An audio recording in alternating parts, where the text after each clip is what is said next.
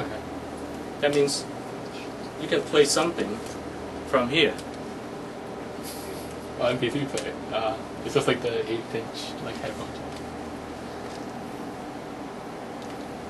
So this input, the jack is same as the computer.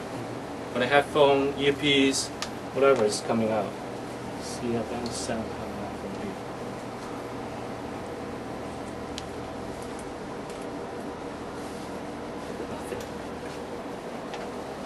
Did you push it down?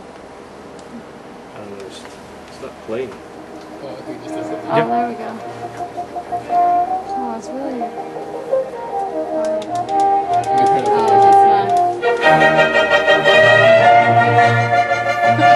So it's all from here.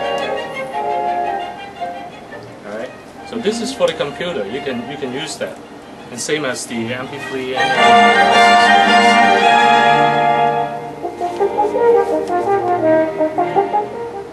alright? Now, we move up another step from the console. Now, let me finish this side. This side is the output. Now, this 24 is input. This side is output. This console have 8 group output. We use it in pair, right? Okay. Usually, channel 1 and 2 output, we will assign it to the recording. Okay, that means right over the channel, you will push the button to 1 and 2 for recording. If you don't want to record it, you can pull it out, right? This is recording, and this switch is just neutral. You don't need to press it down, right? Because it's only dedicated for one channel, right? Left and right. 3 and 4. We assign this pair is only use channel 3 at the moment for the hallway. So feedback to the 70-volt speaker for the monitoring outside, and this one also feed down to the basement for the overflow. So this one will be affected the outside speaker. If somebody say too loud, then this is the way. Okay. But even though under each speaker they have a volume control, they can. But this is the input to the amplifier. Right? I'll tell you each one. Channel 4 we didn't use it since this one is only mono. Okay. So we don't care the pair. But this pair will be operating by the switch 3 and 4. Okay. You got to press this down if you want this sound coming out to the hallway. 5 and 6 we haven't dedicated yet. We use one for the 25th anniversary. We use this one, send it to the control for the broadcast simulcast system, but now we don't use it. 7 and 8 is the in-room monitor. Right? This signal we send out from the channel.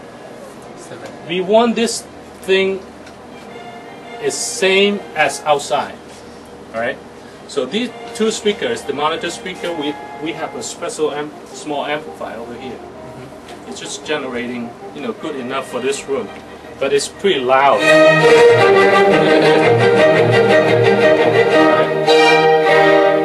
So this is the total room control room model.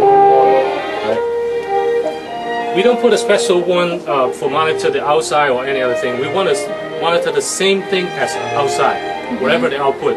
So that's why we put it together over here. The last one is the main amp.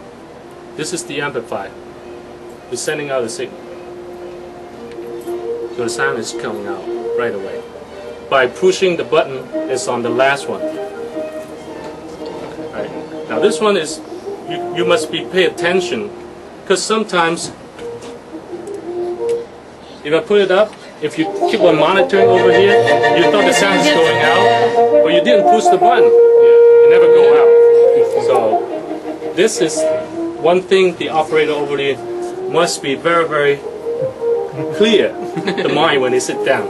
All right. Even the fader is up. If they don't switch, they have nothing to go out. Right. Now, these 2 things is very useful. Okay. Now, after here, you will see the switch. We have a cassette tape playback is coming up from here, but this cassette that at the same time they're doing a recording. Now, when the setup is over here, we don't push the record again in case we put up. We don't want to put main output. Right? And 3 and 4 sometimes we don't use it. Right? When we need to play back the music, then we will push the button over here for main output to outside, or 7/8 is for local monitor, right? And let me see, I'm jumping out. This one, tape playback, right? This is to broadcasting, amplifying the signal.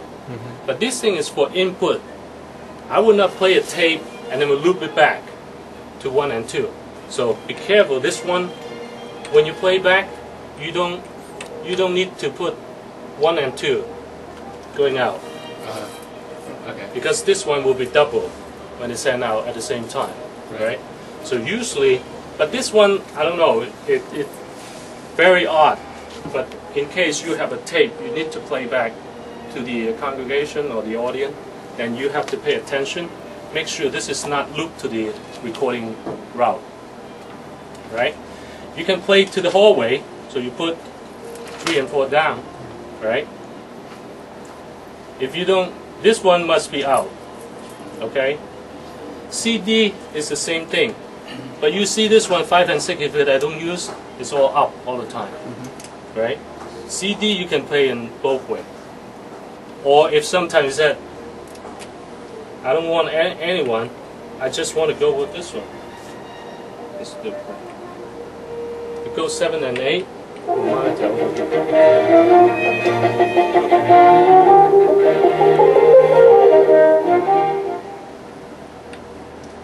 Now we move up a little bit.